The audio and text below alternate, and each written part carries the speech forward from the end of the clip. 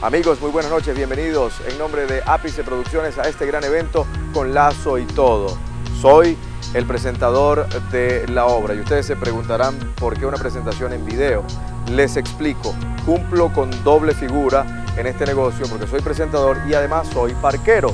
Voy a hacer la introducción al gran Enrique Lazo y de paso voy a encargarme durante la obra de cuidar sus vehículos para que ustedes los encuentren tal cual como los dejaron, así como lo escuchan.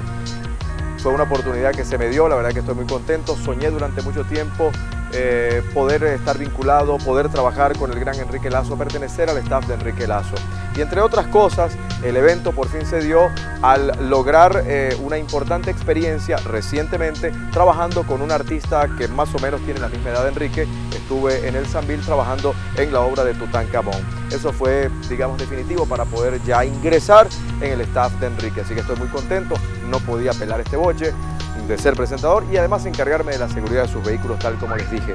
Con Lazo y todo, es una obra que reúne las más interesantes anécdotas de este multifacético personaje de los medios, desde 1900 López Contreras hasta su anécdota más reciente, la cual sucedió hace algunos minutos cuando venía camino al teatro en el peaje de Guacara, cuando un vendedor quiso meterle a Enrique unas panelas que estaban vencidas. Desde hace 3 meses estaban vencidas.